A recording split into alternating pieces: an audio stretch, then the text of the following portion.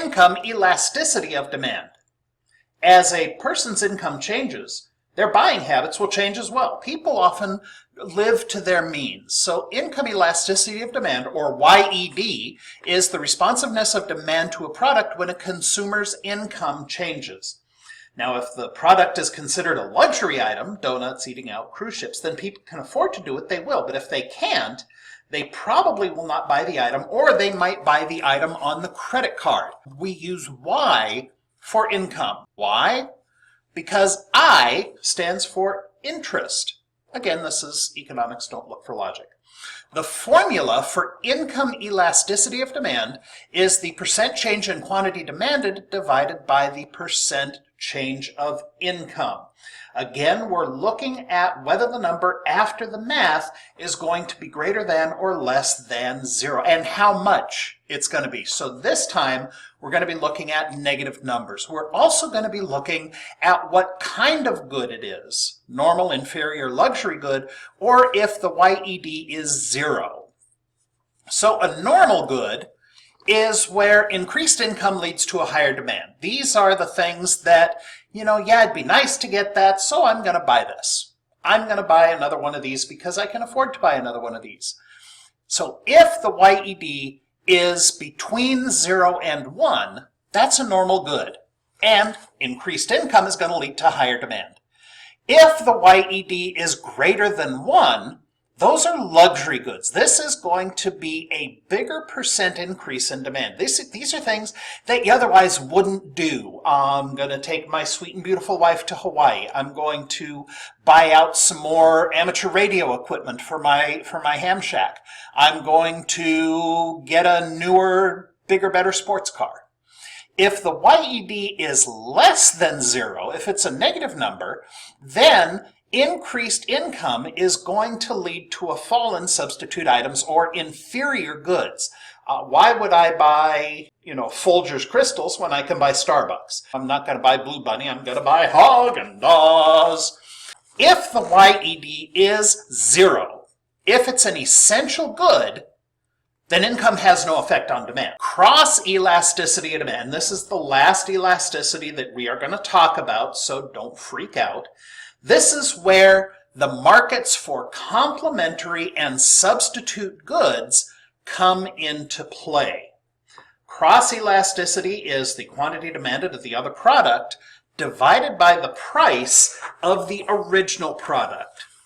Now, I did say that there were going to be complementary and substitute items. So we're going to take a look at a real-life example of complementary and substitute items. On Highway 99, there's a car wash that was built right next door to an O'Reilly's auto parts store. Now, people who go to an auto parts store are usually most likely people who are going to take care of their cars more often than the average bear. So when they're done buying car stuff, they're going to want a clean ride. So car wash. These are complementary items.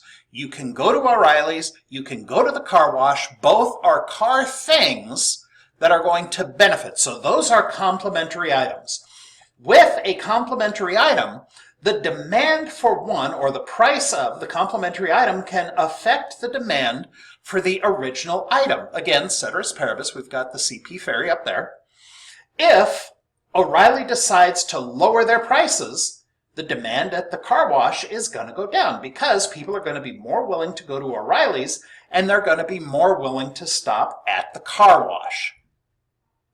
Cookie Monster taught us that. So now, originally, there was a Napa Auto Parts store across the street.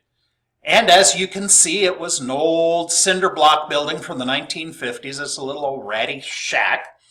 But across the street, literally across the street from the Napa Auto Parts, O'Reilly built their store. Before O'Reilly's showed up, if they didn't want to go to Napa, they would have to go out of town. They would have to go into Medford or up to Grants Pass in order to get auto parts. So now there's a choice. There's a substitute item. You can either go to Napa or go to O'Reilly's. They're interchangeable.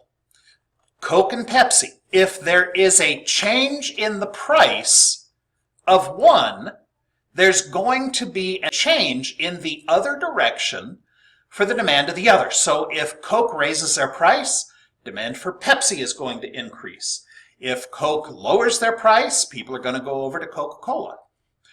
Cross elasticity of demand is the demand for the other product divided by the price of the initial product. Keep that in mind, because cross price elasticity, if the cross price elasticity, if the YED is greater than 0, then they're substitute items.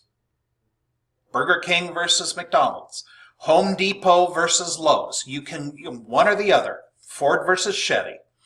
If the YED is less than 0, then those items are complements. Pizza and beer, PB&J, donuts and coffee. If the YED is 0, then the two goods are independent of each other. Orange juice and toothpaste. Unit elastic is there because basically it rounds out the Punnett square.